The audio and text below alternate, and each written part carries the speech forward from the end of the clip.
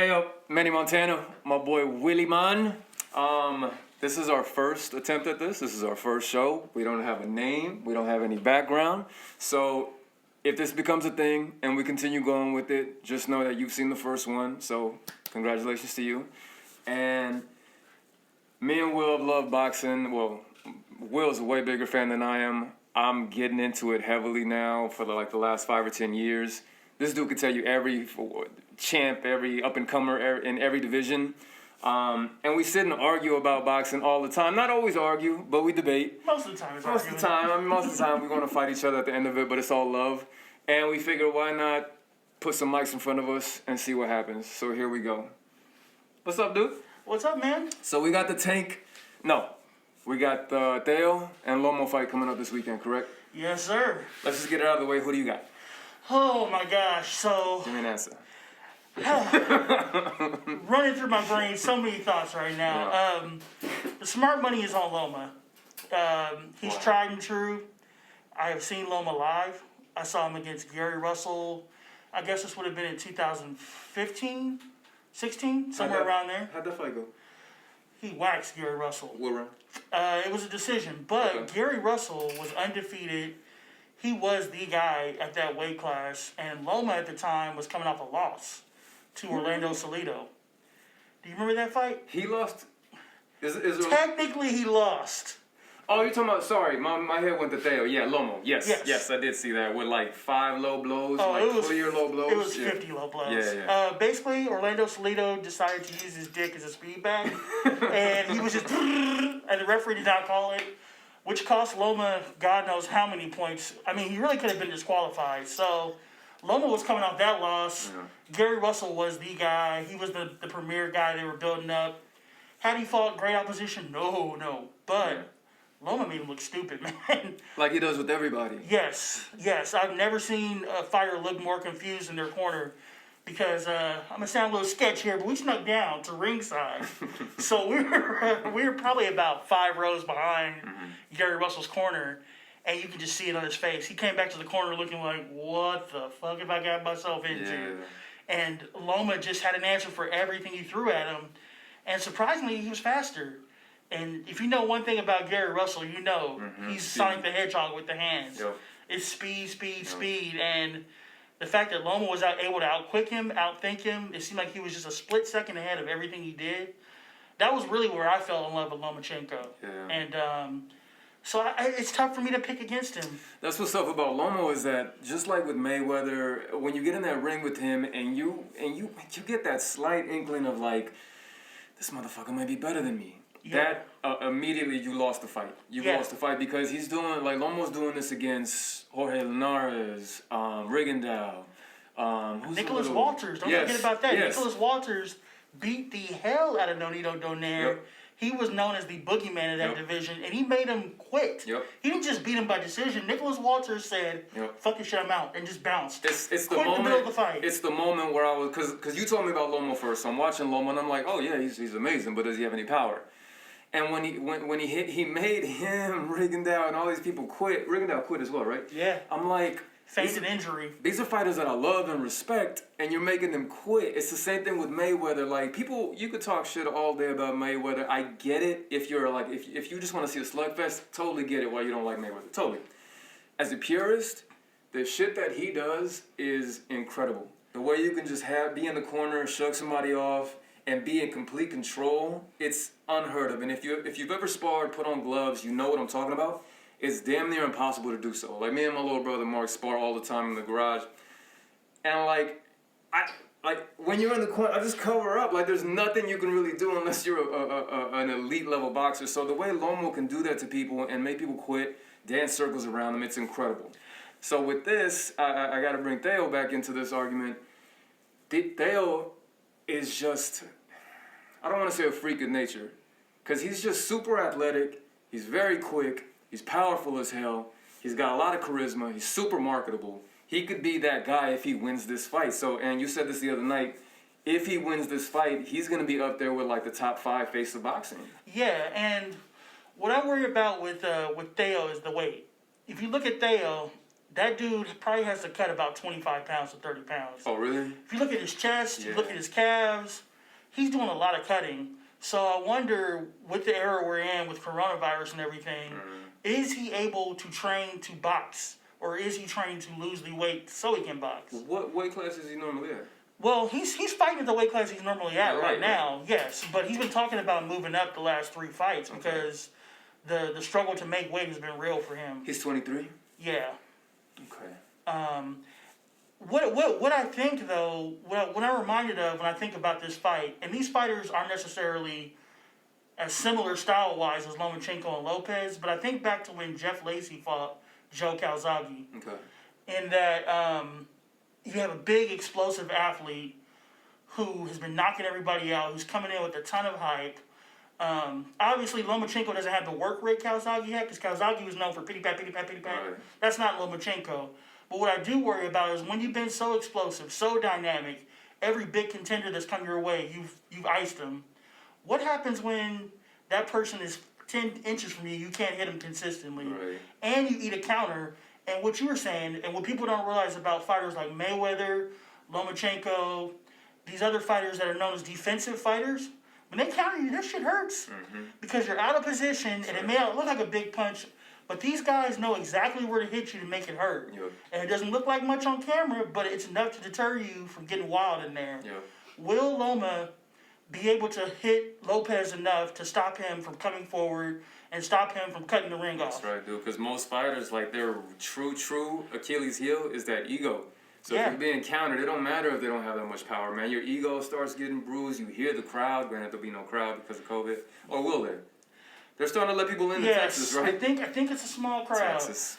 And another thing too is, like you said, the embarrassment. You see a lot of guys in between rounds looking up at the big screen and seeing themselves eat these shots, and they know the home audience is seeing this. They get angry. They get emotional. They're human beings just like everybody else. That's right. And how do boxers? Most boxers are shit when they're angry, man. You can't fight that way. It's not a fight. Yeah. And you have a big adrenaline dump when you get angry. That's right. You get in there and you start throwing too many punches. Now you're breathing heavy. You already can't catch the guy, so now you start getting embarrassed really bad. Yeah. And I think that's why Nicholas Walters and Rigondeaux quit. That's right. So is Lopez going to be able to understand that, hey, there's going to be 3 or 4 rounds at the beginning where I'm losing the fight. He's kind of taking me to school, but I'm going to keep cutting off the ring. I'm going to keep throwing these hard feints. That's what Lopez does really well that people don't give him enough credit for. He's not this caveman coming forward going, throwing these wild punches. There's actually a lot of skill to what he does. You're right. He throws these hard feints that makes your body get in position to where he can land the shot he intended to land originally. Will he have that level of discipline after eating all these counters and all these pot shots from Lomachenko after about 4 or 5 rounds? Or will he lose his way? And see, and I agree with you, and that's why I like Theo, and I'm choosing Theo for this fight, just because, for whatever reason, man, there's just certain people you like, and I like how the dude carries himself, man. There are those rare dudes that can talk shit, but it's charming. Same with Mayweather, same with Ali, same with whoever that can do it, man. It's a rare gift. And to do it, and to respect the sport, because the dude puts in the work, man. You can tell. Even we were talking about this the other night, the fight that he had with the tall ass Asian dude. What's his name?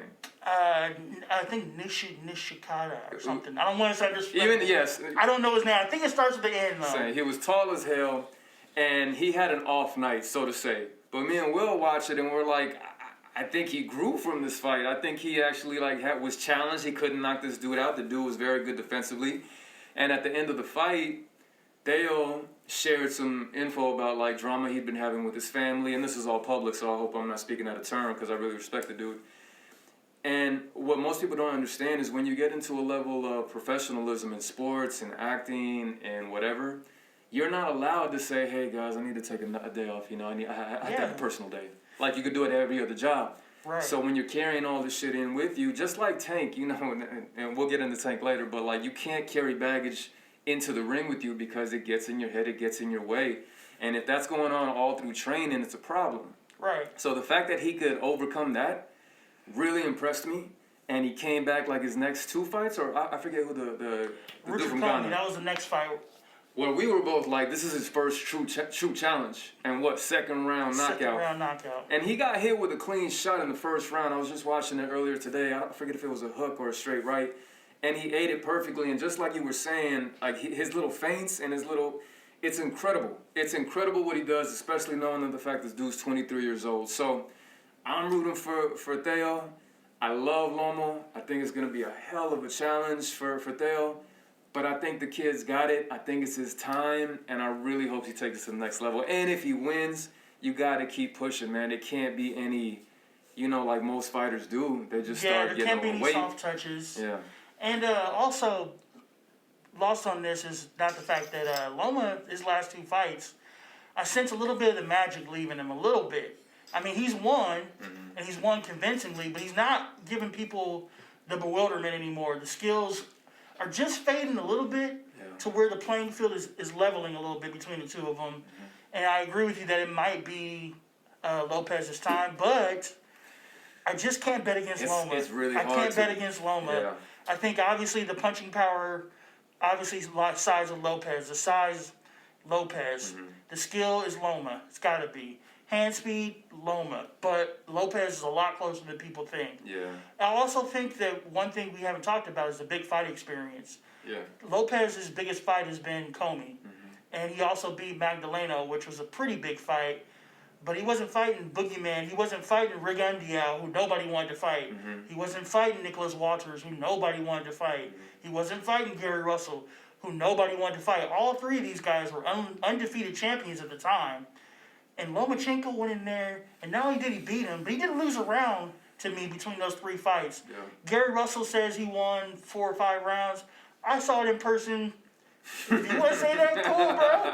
I understand the ego. You want to think he won something. Right. I don't think I thought he got shut out. Right. So it's going to be a big step. It's such a huge step up for him. I would have liked to have seen, and maybe it's because of the weight thing, he's taking the fight now because he can't make the weight anymore. I would like to have seen Teo take a couple of fighters in between who he fought last and Lomachenko. Someone like a Jorge Linares would have been nice. Someone like a Jose Pedraza would have been nice. Yeah. Just somebody to test the waters to make sure that you're ready. Yeah. I feel like this might be a little early and it could turn into Trinidad Vargas, where Fernando Vargas is 22, 23 years old, undefeated, and Tito was known as this vulnerable champion, and he came in there and he got destroyed. That's right. That's what I'm scared of. Yeah. Because I want Teo to win, but if I'm a betting man, I'm going Loma. Yeah, man, I respect it more. I get, there's younger kids that come in and talk shit and say that they're ready for the Mayweathers. And I always bring up Mayweather because he's my favorite fighter, so sorry. But they come in and say, no, I'm ready for it. And then 5 or so years pass and they're like, you know what? I needed those little steps that I took to get to where I'm at now. Yes. Like Sean Porter said that the other day in an interview, and I was like, I really respect it. But I feel like Theo is that wild card, man. He just has something, that X factor that could take Lomo down. So I really want to see what happens. I'm excited about it. I'm a fan of the dude. I wrote him a couple times on Instagram. We've talked back and forth very quickly, but he's a stand-up dude. A lot of respect for him and his family, his new family now. I'm excited for it, dude. This Saturday. And he's a great guy. His mom was his nutritionist? Nah. Against the will of his camp, he hired his mom to be his nutritionist. Yeah. We were already struggling to make weight. Yeah. That shows you that the guy has loyalty. Right. Because you're struggling to make weight. Your mom, who for all I know doesn't have any experience as a nutritionist. I will say I saw something on YouTube or Instagram the other day where he was talking about his diet. And he's like, yeah, it's a lot of quinoa, a lot of this. Don't eat rice because it's super starchy. And I don't eat rice for the same reason. And my diet is crazy, so. I don't eat rice either. Yeah, right. But he's eating, he's naming all the stuff that I eat on the daily, man. And I had to find a good diet just out of, for health reasons. When I was super young, I just, started having a lot of health issues. So my diet needed to clean up, thoroughly. So everything that he was saying is stuff that I eat. And I'm like, oh my God. So the fact that you're telling me that his mom is his nutritionist makes me love them and his family even more. So I'm rooting for the dude, man, and I really hope he takes it. Whether it's a knockdown or a decision, I really hope it goes to the dude. I do think that if he takes it, it's going to have to be a KO. Damn. I don't think he can outwork Lomachenko enough to win a decision. With him struggling, with him having to cut so much weight, and he's going to have to be the bull chasing the Matador the whole fight. When that's the case, you usually don't catch up to the Matador until the 5th round. Right. And by that time, Lomachenko's banked a lot of rounds. So I do think he's going to have to stop him. And if he's going to stop him, I think it'll be late. I think he'll land something big maybe around the 4th or 5th round. And Damn, Lomachenko, dude. let's not forget, Lomachenko's 32, 33 years old. That's right. That's the age, right around 31, 32, in those smaller weight classes, your reflexes start to go just a little, and that closes the window. Yeah. Chocolatito is a perfect That's example. Right. I was like, what the fuck happened? Yeah, It was just super fast last overnight. night. And it's not that he's not great, and it's not an indictment on his ability. It's just something about turning 30, 31. Oh, sorry. Oh, An playing. airplane. Yeah. It's super loud in the mic. Ever cut me off. And cut. Fucking out of here. I was already on the fence.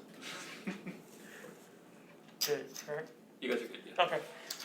As you were saying. Something about turning 30, 31 in those smaller weight classes, anywhere from 115 to 130 to 135, that gap closes on you this. so quick. I know. And Yeah. it's weird watching it as a fan because you're like, what the fuck just happened? And Yeah. you're still elite. Yeah. You can't lose that inch when you're at that level, man. You're more apt to have an off day That's at that right. age, at that weight class. That's right, especially if you're not a defensive-based fighter, and that's why, again, talk shit all you want about Mayweather, but the dude was able to fight well into his. When did he He was retire? 38, 39. Right, and that's just unheard of because he was like more defensive. And you want to talk shit about his fights? Like watch his early fights, and then tell me he was all defense all the time. No. And the funny He thing was a is, slugger. the defense towards the end of his career wasn't the same defense that Nah. people were complaining about. That's right. He was more upper body movement. There was no foot movement because he didn't have the legs anymore. So you'd be 10 feet away from 10 inches, not 10 feet. Like what? 10 inches away from him, you couldn't hit him. That's right. That's all upper body movement and all anticipation. That's right. So I'm looking forward to seeing what Loma does. Lopez is going to land something big. It's inevitable because that guy is a dog. He's going to come. And Lomachenko's going to have to bite down his mouthpiece and stand and fight the guy. And that's what I want to see because I've never seen it. I've seen him get knocked down, with Linares. It was a flash knockdown, and I think even Linares was surprised by it. And Linares could freaking punch, man. Yeah. I was shocked at that fight. I'm a huge fan of Linares, so. And, yeah, dude, I don't know what else to say about it, but I'm just really excited about it. I hope he pulls off the win because it could be a huge boost for his career. And if he doesn't, heaven forbid, it shouldn't take them down a notch. I feel like still boxers, when they lose a fight, they're brought down a notch. And it's slowly changing. I feel like Porter kind of is the person kind of changing that way because Porter brings the fight every freaking fight, and I love watching him. All of us in this room love watching him. So I don't care if he loses 3 or 4 or more. Like, let the kid continue fighting and proving himself and gaining experience. And that's the thing, like, if he loses to Lomachenko, I already know it's not going to be for lack of effort. He's going to bring it. It just may not be enough, which I think is still going to broaden his fan base. This fight is not on pay-per-view. It's on regular ESPN. So this is a really? big opportunity. They did that because coronavirus was really, it's obviously put a lot of people in bad positions financially. And so they wanted to take advantage of that and put it on for free on ESPN because there's been too many pay-per-views already. So they put it on free ESPN. So this is a chance to grow his fan base. Yeah. And if he keeps coming and he just gets outworked or gets outskilled, I don't think he loses any fans. Yeah. So I am looking forward to it. I think he stands a great chance to win. I'm not betting against Lomachenko because that guy is a virtuoso with the gloves. Yep. And we'll see. Saturday, October 17th. What time does the fight start? So we got the pre-fights probably around 6. I'm imagining the main event will pop off at 8, 8:30. Anybody good on the undercards? I haven't taken a look at the undercard yet. Okay. I do think one of the Magdaleno brothers is on the undercard because I read an article, but I could be mistaken. Okay. But yeah, I don't think they loaded the undercard up too much because it's on free ESPN. So it's probably a bunch of prospects. I'm excited about it, man. We'll be watching it at the house, so we might do another podcast that night discussing what happened or the day after, so be on the lookout for that. Definitely. Next topic. And this is super big for me, and this is interesting for me because so Tank Davis and Leo Santa Cruz fighting now when they got pushed back. It's October 3rd. It's Halloween. Oh shit! Even Halloween. better. Even better. So I'm a huge Tank fan. I think the kid's got so much skill. But at least what it seems like on the outside, and I never want to speculate, but at least what it seems like on the outside, that life kind of gets in the way of his career at times, whether it be with his weight, family issues, or spending extravagantly. Right. And then on the other hand, you got Leo, who just seems like a straight-laced dude, very marketable, very personable, and I was able to watch him spar this for his training camp this fight. Motherfucker's good. The motherfucker is a good fighter. He's strong as hell. He's smart. He brings it. Can he do that against Tank? I don't know, because Tank's another one of those dudes that just has freakish speed, freakish power, and when he brings it and he's on, he is fucking on. So who you got for this fight? He is dynamic. Yeah. And I'm going to pick Leo Santa Cruz. Whoa.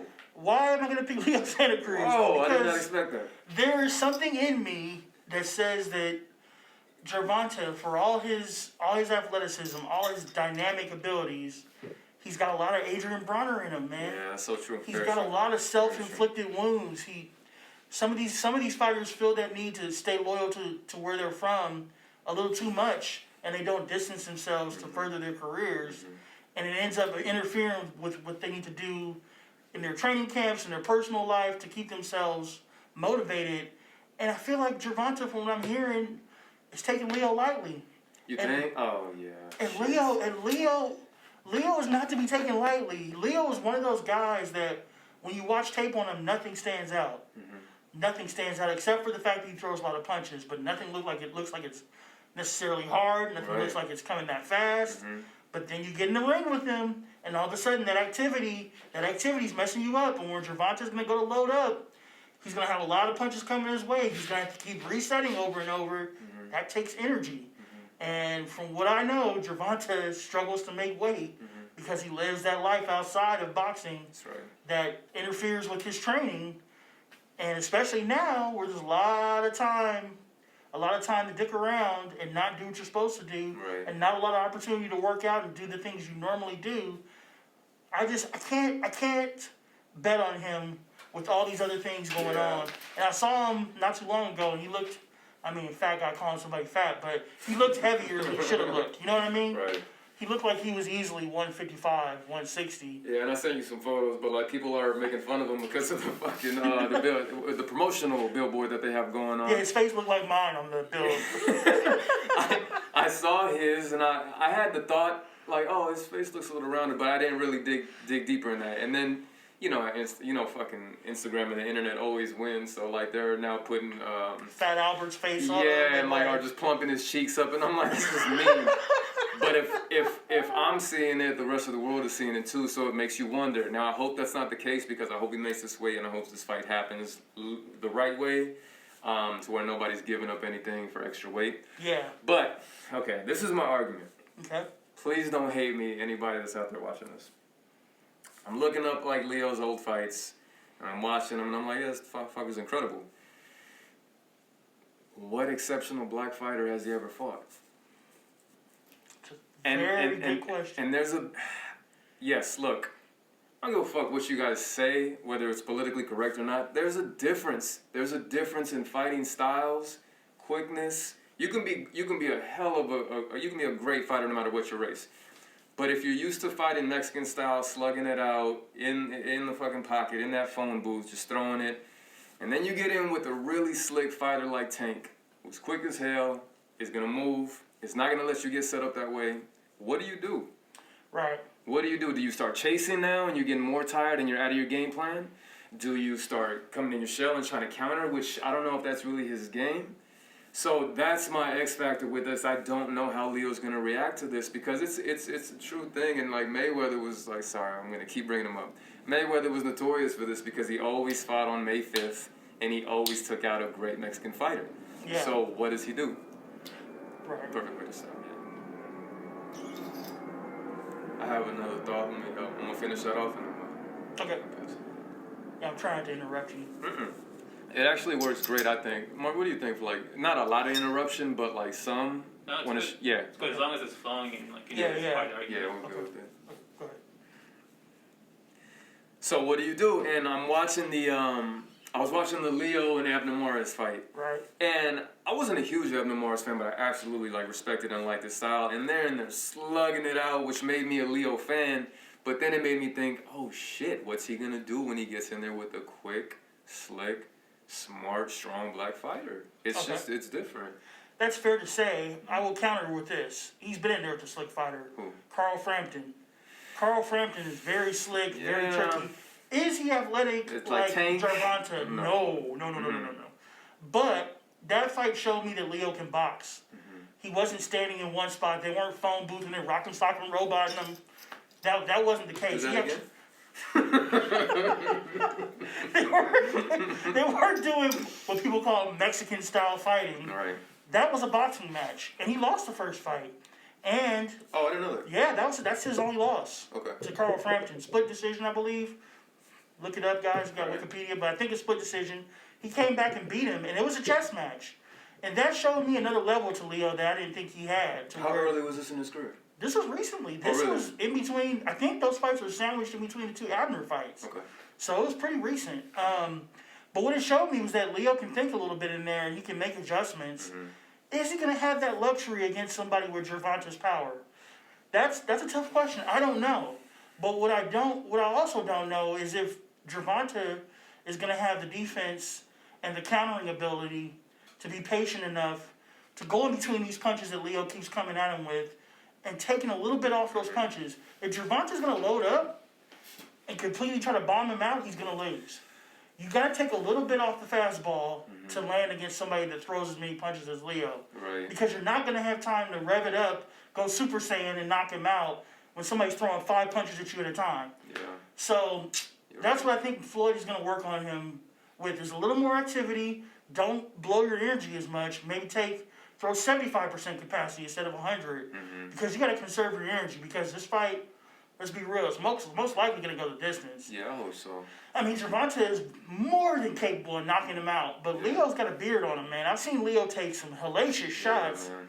And I think he's been dropped before, but he's come back. He's got a lot of heart. So I do think that Gervonta's going to have to monitor his work rate, not expend energy wastefully to get this win. And that's what I don't know that he can do if he's got the distractions that I think he has. If he's on camera snatching a girl up at a basketball game, which he did. If he's on camera getting drunk and smoking weed with Bronner, like he's done before. Well, I don't know if they were smoking weed, but they definitely were drunk. Right. If that kind of stuff is still a big part of his life, he might get embarrassed in there because Leo can expose you. And a really quick note to that, to anybody watching that thinks, man, like, nah, if I was a boxer, if I was a professional, whatever, I would like be straight laced and I wouldn't like ever like go up in weight. You have no idea what it takes when you have millions of dollars in the, and I don't, so don't assume that, to have millions of dollars in the bank and be like, no, I'm gonna stay in tonight. When you can have any girl, you can go anywhere you want, you can drive any car you want, to be like, no, I'm not gonna do all that. I'm just gonna stay home and train. Get the fuck out of here. The temptation is real. Yes. There are so many thirst traps. Sorry. The temptation is real. Is where we start. Okay. So yeah, I think we're gonna keep doing this, guys. It's fun. I want to see it though. I want to see it. Yeah. The temptation is real. There are so many girls dropping in his DMs, and like, what 24-year-old guy or 25, I don't know how old he is gonna be able to resist that consistently. Yeah. Like, nah, I'm going He's to the got gym, IG baby. models in there. Right. He's got all kinds of stuff in there. Right. He, in his mind, and in anybody's mind, they're gonna feel, hey, I earned it. Let me go on and see what this IG model's talking about tonight. Yep. And there are going to be those slip-ups. The problem is, do you know how to properly manage those That's right. and still be effective in the ring? Floyd was the best at it. Yep. Oh, another Floyd Mayweather. Well, he's the GOAT. What do you want from me? Besides Ali and maybe Sugar Ray Leonard, Floyd's the best to ever do it. Yeah. Quote me on that. I always ask people, even in like normal jobs or other jobs outside of athletics, do you want to be great or do you want to have fun? And that's a serious question that everybody needs to ask themselves in their lives, because greatness requires that you lose out on a lot of fun.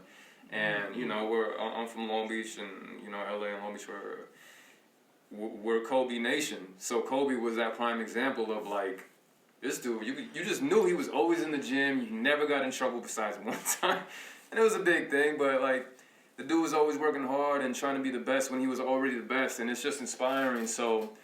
Again, that's why we always bring up Mayweather. But if Tank is training that way, where it's just, you know, COVID's going on, so I'm gonna stay indoors, I'm gonna stay in the gym, then I got my money on him. If not, it's Leo all day, because what I was watching in that in the sparring sessions, I was like, this motherfucker, his punches were like boom, and this is with 16-ounce gloves and headgear, And it's sparring. Sparring is sparring. Look, it's a totally different thing from an actual fight. Right. But any sparring partner that you're gonna that's coming in to spar with you, they're bringing everything they have because one, they want to impress you. They want to impress their coach. They want to impress somebody to be like, oh, this is the next guy. He's giving my champ all he got. Okay, I'm gonna take him on too. Yeah. So definitely. to fight somebody like that for 3 rounds, and then another kid comes in who's just as hungry for another 3 rounds, and then another kid for another 3 rounds. I'm like, this guy was schooling everybody, and I'm like, he's amazing. He's absolutely a champ. I'm so curious to see what's gonna happen, and I feel like we haven't had back-to-back fights this way where I've been super excited. Me And too. the rest of this year is going to be that with Errol and Danny. yeah. Not Errol and Yeah, Danny. Danny. Right. So I always yeah. get him and Mikey Garcia, the names Yeah. mixed up. So we have these fights coming up, and we'll talk about them later on another podcast. But I'm super excited about where boxing is going to, who the young up-and-comers are, and we'll discuss them in another podcast, like the Devin Haney's of the world, the Ryan Garcias. Mm-hmm. Sean Porter, as always. Shakur Stevenson. Yeah, Shakur, who I freaking love, man. I think Yeah. the kid's so talented. So, yeah, Tank and Leo. You're taking Leo. Yeah, I just don't have a lot of faith, especially after seeing the Gamboa fight, where Gamboa blew his ACL out in like the 5th round, and Tank couldn't get him out of there. And yeah, he may think, okay, well, That's right. that guy was old, so I didn't train as hard. I'm gonna train for this. Yeah.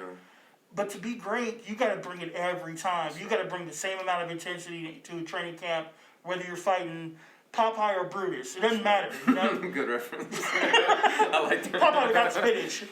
Who fought Gamboa first, Crawford or Crawford. Crawford fought him first, and Okay. actually Crawford got dropped. I remember. And also, that's another fight we can talk about as well didn't as fall, Crawford did he? Brook. That's coming up. He didn't fall, did he? Crawford? He didn't get knocked down.